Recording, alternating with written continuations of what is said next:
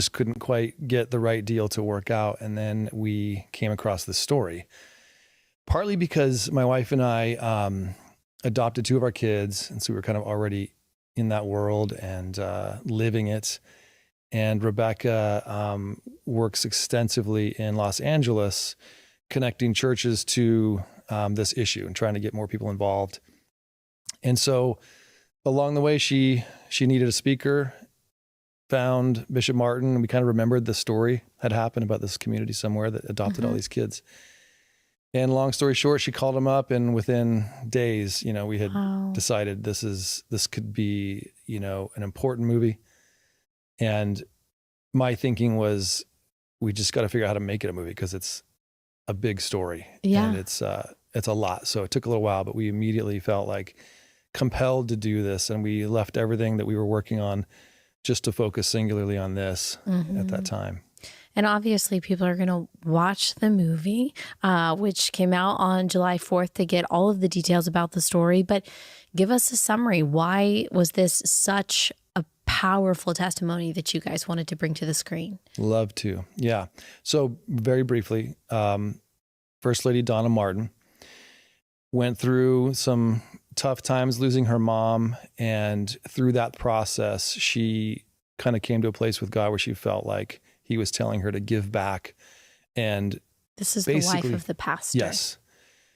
She's the wife of Reverend Martin, who's Bishop Martin nowadays, but back then it was Reverend Martin. So she felt like she was supposed to start adopting. She knew nothing about this and looked into it. And before long, they had convinced 22 other families to join them in adopting kids out of the foster system. And they ended up adopting 77 kids. In this little tiny rural town, East Texas, I mean, it's not even an actual town. It's just a region with a few hundred people in it. But they took on this monumental task with just courage and, they dove right in. So it was powerful because they were such an example. And I wanted to understand how that worked and how that could do more to the broader issue of the foster crisis. And it wasn't just that they adopted 77 kids out of foster care. They adopted some of the hardest kids to place. Exactly. They purposely chose the kids that were having the toughest time finding a home, right? Yes. Then I think that was one of the things that hooked me personally was, I think everybody, I mean, you hear that. It's one thing if you want a baby, which is fine, but it's a different thing. And so they purposely asked for the kids that were difficult to place, that nobody wanted, which is usually kids who've experienced severe trauma, which some had, and sibling sets is another one. It's really best to keep siblings together. And so they don't like to split them up, which is amazing, but it's hard to find homes for 3, 4, 5 kids. Oh yeah. Yeah. And then teenagers is another one. It's really tough. There's a lot of fear associated with that. And so they took on the toughest things and just toughed through it as a community. And as you were researching this movie, because you weren't just looking into this particular story, you learned about the foster care system in general, the adoption process in general, working with social workers. And I know that you've adopted 2 of your own kids, but is there anything that you learned in this research process that you didn't already know? Yeah, I'm so glad you asked because so 2 things going on. We wanted to make a movie that would really stand on its own and entertain and do all the things that movies should do. But movies, no matter what you want them to do, they're going to impact you. They're going to change you somehow. And I love that about them. So this one addresses the whole issue of the foster care crisis, which is what we began to learn more and more about as we got into this. And some of the shocking things are how connected some of the main issues we all see and are brokenhearted about in society, in our cities: homelessness, the overpopulated prisons, child trafficking. All of these things stem from kids who've experienced the foster system. I mean, you just take child trafficking for one. In the film Sound of Freedom, amazing. It revealed this and brought it back to the forefront last year. And we there's a connection. It's up to like 90% of the kids in America who are trafficked have spent time in the foster system. Wow. It's a tragedy. And so, but what excited me is that if we can go after this, then we're hitting all of these other things. And it encouraged me because I think we all want these things to change that are just difficult to deal with. You know, in and of themselves, it's hard to know what do you do about child trafficking. Right. Really tough as an average person. Right. So this is the way you deal with the foster system. You are going to cut off this river of children into the hands of evil people.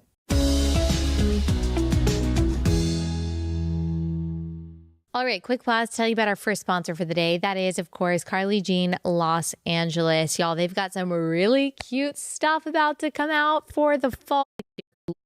LGBTQ issues. If you do not affirm that this child thinks that they're the opposite sex, then you cannot adopt. So it's almost like the state in some cases would rather these kids languish in foster care than be adopted by loving Christian parents. And even if that's not in every state, that may be enough to intimidate some Christian parents away from, I don't even want to get involved. So how do Christians navigate that? That's a tough issue because, we all have friends probably on both sides of this. And so for me personally, it's difficult to get into this because I know what this can sound like and mean. But the reality is there is a massive crisis going on right now. And just in America, you have 400,000 kids in the system and you have 100,000 kids that need homes.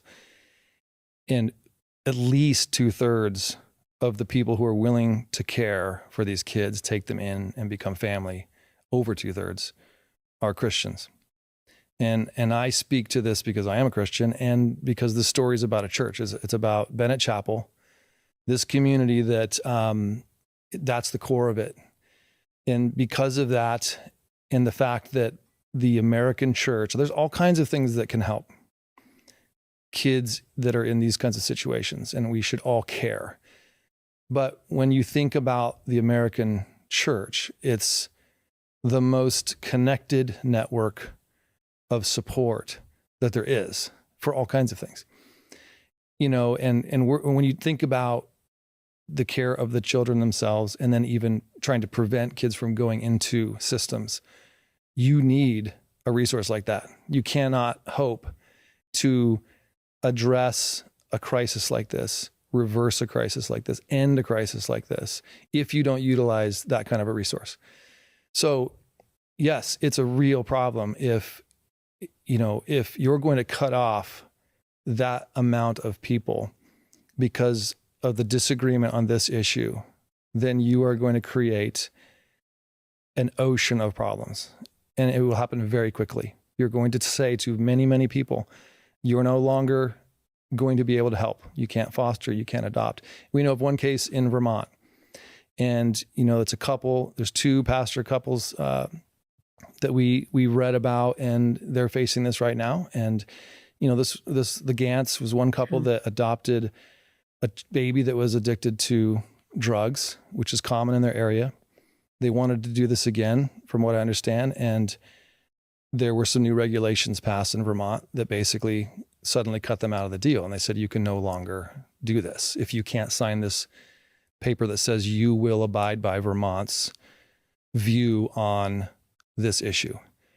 And so we're starting to see this come up around the country. And the reason why we have to deal with it is, like I said, when the grown-ups argue about this, then all the kids suffer. Mm-hmm. So while we're all trying to figure this out, kids are being abused. They're going from home to home to home. I mean, and in Los Angeles, when we fostered a 13-year-old girl, and she explained her experience at this group home. And every night her roommate would go outside, be picked up by a trafficker to go party, and be dropped off afterwards every night. And this girl's so wounded. She did this willingly. And California, in effect, emancipates children at 13.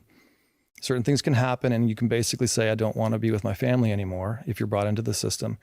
And so the caregiver's hands are tied because they've made decisions that prevent them from touching children or preventing them from going into vehicles or situations like that physically. They can't stop these kids. So you can know that's a trafficker. They're getting in a car. As their protector, their guardian, I can't stop them from doing this. So these laws are insane. And we're just feeding this darkness. So yeah, we've got to speak up. It's kind of like there's a real problem here. And as difficult as it is, because we love so many different kinds of people, we can't stand by and not do anything about that, especially when we're making a movie that is intended to inspire thousands and thousands of other Bennett Chapels to step up and do the same thing. Right. And I just want to clarify too that in places at least like Washington and Oregon, the law is not even that if you have a child who identifies a certain way that you have to do X, Y, Z. It is that even before you are even matched with a child, you have to agree that in some hypothetical scenario, you would affirm that that child is the opposite sex, wants to take cross-sex hormones, whatever it is. And so just the simple fact of what you're saying, without even getting into that conversation, you're talking about potentially cutting out over 2/3 of the people who are adopting kids out of foster care right now. And we already have too many kids in foster care. And I mean, the number could be bigger. Those are the numbers that I've read. But that's a really important point, because it's not as if we're talking about a child who's telling you, I'm LGBTQ, I have these feelings, whatever it is. But when you're saying to people, here's a baby, and you just need to affirm our view on this over here, and this baby has, no sense of that right now, right? So, and some of these things get more concerning when it's well-intentioned to be put under the umbrella of safety, right? You want all kids to be safe. You want them to be placed in safe families and with safe caregivers and parents. But if that disagreement causes you to be considered unsafe, then what does that say about you as a parent of your own biological kids? Mm-hmm. Because when you're not safe with your own biological kids, what can they do? Exactly. So this is something to look at right now. Again, we don't want kids to suffer while we're all trying to figure this stuff out. But that's a problem when you're talking to about a problem like this, as extensive as it is. It's not a small thing, and that could be devastating. But you believe that Christian parents should step up regardless. Yeah, I think we're at a point where it's being forced upon us, and it's not just Christians. I mean, this is something that affects anyone who just disagrees with this issue. But it does infringe on a religious freedom and those kinds of things. But it's really anyone who just doesn't agree with, what these different states are saying has been figured out and they've decided is going to become law. And that's, yes, I think rather than trying to deal with this way down the line when it's too late, like we often do with things, we need to look at it right now and say, listen, let's agree to disagree and not let kids suffer, and move this conversation to the side, because it's only going to get worse. When you think about the prevalence of trafficking today and the suffering around us and families breaking down, this is just not appropriate. It's not okay. Right. Another inhibition that I think a lot of people have to adopting is the cost of it. But the people that you interacted with at this church in Possum Trot were not rich, were they? Right. Now, this is another favorite feature of mine, is it's an everyday average community of people. Nobody's wealthy. Many are struggling financially, and they just took this on regardless. They didn't. So many of us look at this issue and think, I will consider getting involved once A, B, and C happen. And money is obviously one of the most concerning things because of the cost it takes to raise a child. But what I first want people to understand is the cost actually isn't there if it's from the foster system. There's stipends available usually for families who want to foster and adopt out of the foster system. if you're talking about international adoption, then that's where it gets more costly and it can be significant, but it's not an issue in the foster system. So that can be taken off your list if you're wondering. But this community, they led the way. They aren't specially trained. They weren't, child welfare workers. These are just average folks. And they made this work as a community. I think that's the main reason why it worked, is that they just, they knew how to be community and family already. Yeah. That's the environment that they brought these kids into.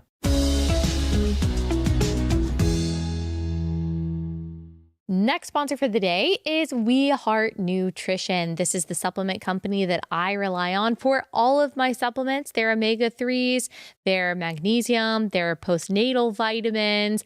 Let's see, what else? I also take their wholesome iron. I tend to be a little bit anemic, and this has been a really big game changer for me as far as my energy levels. It's hard to get a good iron supplement that doesn't mess up your digestion, that doesn't make you feel sluggish, but that is also, it's actually effective for you. And that's what I found with We Heart Nutrition. It is super effective and it's made me feel really good. And I really love all of their supplements. They've really just improved my health so much. And you might not know that women really need magnesium. It's really important for our bone health, for our immune system. And so I've been taking their magnesium supplements every day, and I really think I can tell a difference from those too.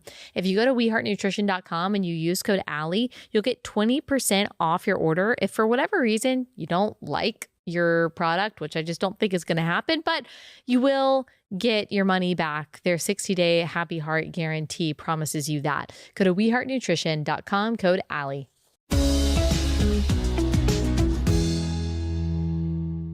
Tell us a little bit more about that. What did that community look like in our highly individualized society? Even those of us who are Christians, who are a part of a church, we don't always look like the early church, giving each other everything we have, making sure that no one has a need. And yet it sounds like this church was exactly like the church in Acts 2. So what did you learn about how they interacted with one another? True. And this brings up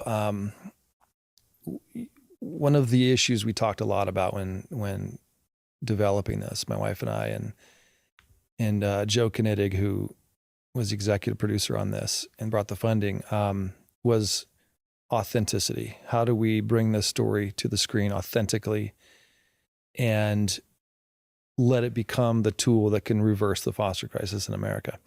So we were really committed. Like I said earlier, we just felt compelled and overcome by this. So we ended up, after a few years of developing it, the screenplay, we just kind of felt like we hadn't hit bottom, like in a good way. We hadn't hit the deep parts of this story and gotten what we needed. So we ended up Rebecca and I moved our family to East Texas, and we don't live in Possum Trot, but we moved near it so that we could go to church with them and just spend a lot more time with them rather than the typical, research meetings and things like that. So we live close there.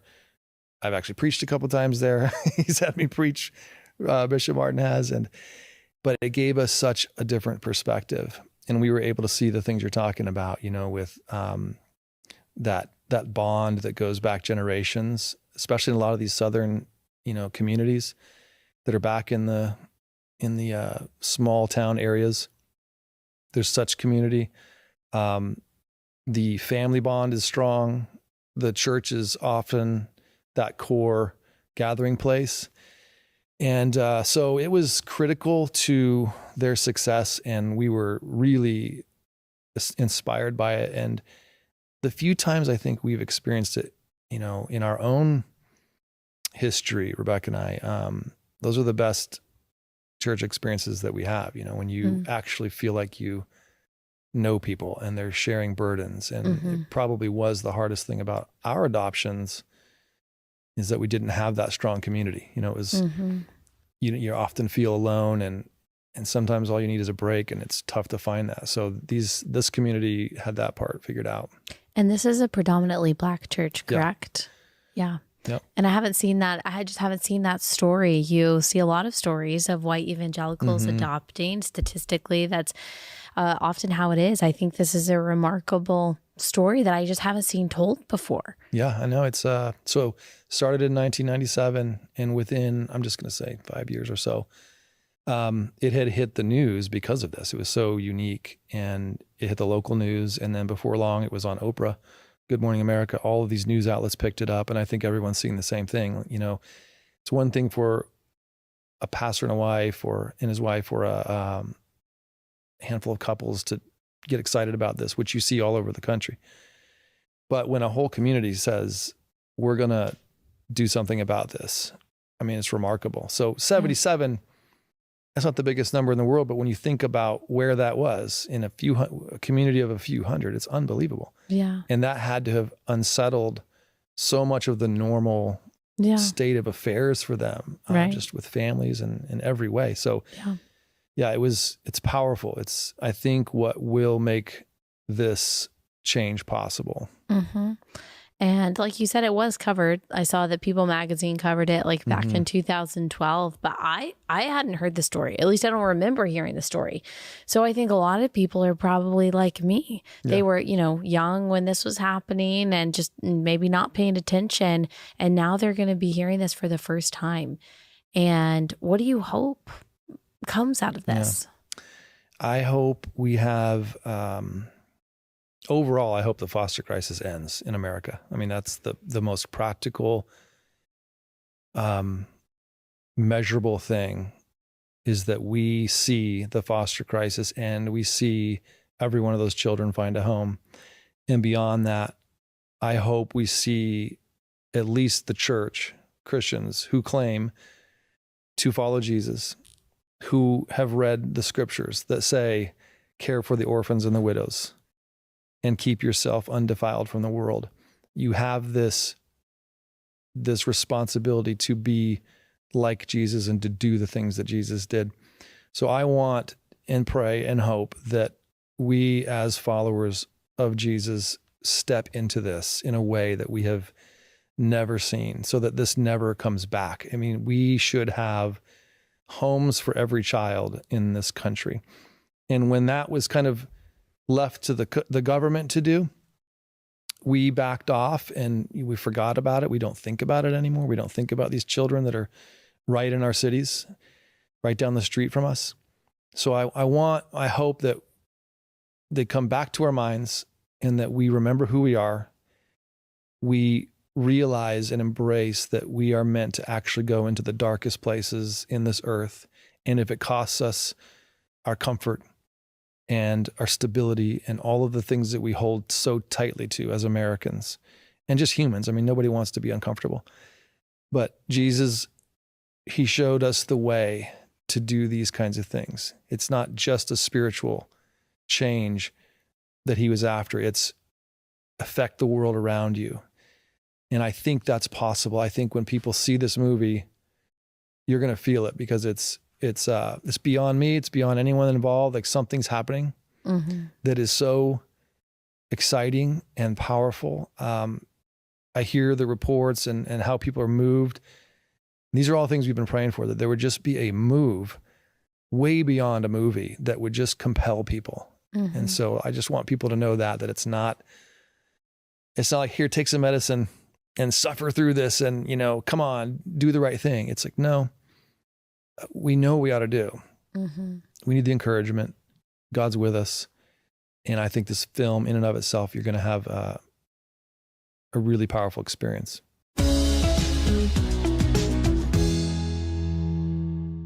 All right, bringing you another unapologetically Christian and pro-life business that you have got to support, and that is launching an exciting one of the children that was taken in that was previously unwanted. How did that life change? So we focus on a girl named Terry. She's one of the Martins' daughters, adopted daughters, and she kind of represents many around the world, really, but in this nation, we kind of made her that avatar. And she went through real hell as a little girl, was sexually abused, was abused. Her mother ended up killing her sister and just really, really terrible situation and tragic. And so she came to the Martins so wounded that she acted like a cat for a while, which you'll see in the movie. And it was her way of just coping with this reality and new people and new situations. Uncomfortable, right? So when we've gotten to know her, she was actually one of the first that we got to meet. And, you know, the story we wanted to tell for the kids' perspective was hers. And we were really hoping that she would be okay with it. So we did get to know her. And she's a remarkable woman. I mean, she has come through all of what I just said, and, you know, becoming a part of that community and weathering all the changes and the healing, the things that are so difficult, and come to a point where she's totally different. You know, she's a mom, she's amazing, and she's talented. She's got an incredible managerial gift. So she manages restaurants, and she's managed convenience stores too. So she's really responsible. So it's a great success story. And they're not all like that. I mean, there's kids that are struggling within it, as you'd expect, but you know, it's so powerful that they have this community with arms open for them, and they know it, and they're always there. And so for those who are struggling, we've seen some go to some deep, terrible places in their recovery and then come out, and, you know, and another one is Nino, who went through a lot. That was the first child adopted. And he's doing amazing. Beautiful family. I mean, it's just incredible. Love that guy. And he's thriving. So yeah, it's really nice to see those things. Yeah. The ending sequence right before the credits is really incredible, as you are seeing the parallel between the actors and then the real people that they were portraying. And it's such a powerful testimony to what the Lord has done. How have you seen the lives of those who adopted these kids change? Yeah, everybody who adopts is going to change. And that is one of the unexpected things. You know, you kind of think, I'm just going to help this poor kid, which is partly true, but you go through so much. I mean, you're going to become a much better person. You're refined in this process. The difficulty of parenting traumatized kids is real. And we wanted to make sure we were honest about that in this movie. So you'll see it. But it's not something that has to overwhelm you. And none of these kids were returned to the foster system. They powered through this and became even more resilient. And just what you learn from caring for kids that aren't your own, and it's like a different kind of love in the sense of the way in. You know, you're strangers, and then you become family. You're not just born into it. So there's these interesting dynamics, painful dynamics that happen. And so you're definitely stretched. Whether you want to or know it or not, you are going to be stretched. And I think in the end, you just become hopefully more like Jesus. You know, I mean, some days I don't know. You feel like you're the opposite, but it's, you know, it's part of it. There's something in this for us, which is what I think the kind of like the broader goal of, or benefit that God has for this issue is, as we care for these kids, we change. The church changes. We become more like him. Yeah. I think of that verse as you're talking in Ephesians, that like we were once strangers and aliens. Those of us who are far off have now been brought near by the blood of Christ.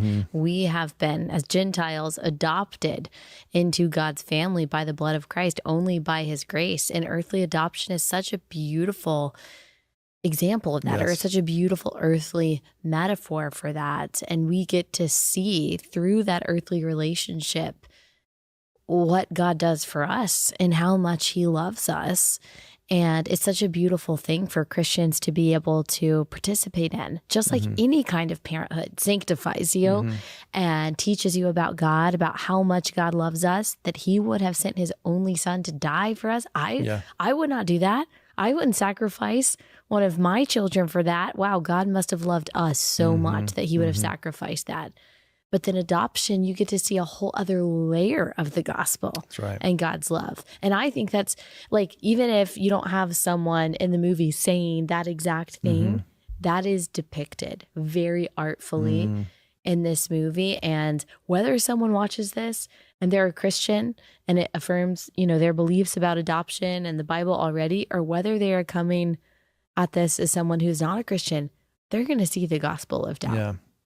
When I think about how much we as Christians critique the world around us, which I'm not saying is wrong, we need to do that. But what you're saying is something we forget all the time, and we forget that reality that we are fallen, broken, messed up people, and hopefully becoming less and less that as we go on. But we need to be really careful. We have to hold on to that reality. We have to understand where we've come from, that we have come from death. We have come as followers of Jesus. We have been renewed. It's his mercy that we're even alive and breathing. And so we have a responsibility to really look carefully at our lives and what we say is important, that we actually live that. We say we believe things. And when it's incongruent with how we live, then the world looks on and goes, why should we take you seriously? And certainly, why should we take your criticism seriously? If you take abortion, for example, it's like you want children to not be aborted. And I see these as separate things, but the world looks at it and goes, well, then why are these children over here that are alive suffering? So you must not care about life, really. You just care about this one thing. And it's an example of how we have got to look at all the different things that we are meant to go and be a part of and really be a part of them if we're going to really, I think,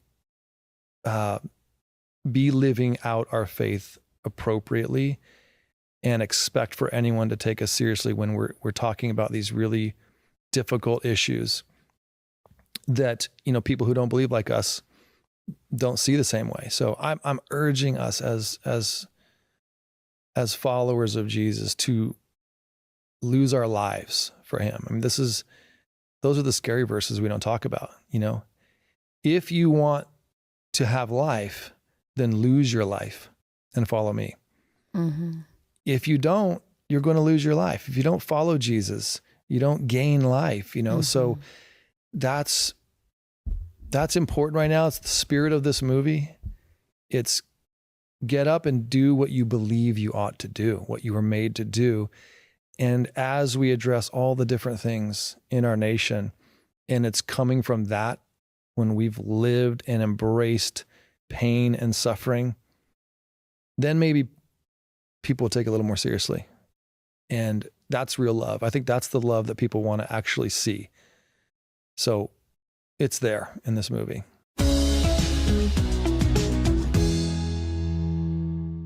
Last sponsor for the day is Jase Medical. So we've unfortunately been suffering from, as a country, supply shortages, drug supply shortages, and it's anticipated that there will be many more.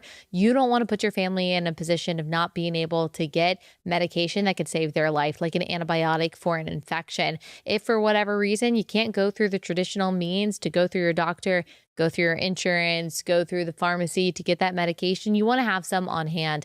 That's why Jase Medical exists. Their Jase case is filled with antibiotics that you might need in an emergency situation. You can add on things like ivermectin or an EpiPen. Also, they've got Jase Daily, and that's a year-long supply of the prescriptions that you and your family members rely on. It's just a good idea. Better to be safe than sorry. Go to jasemedical.com. Use code Allie at checkout for a discount on your order. jasemedical.com, code Allie.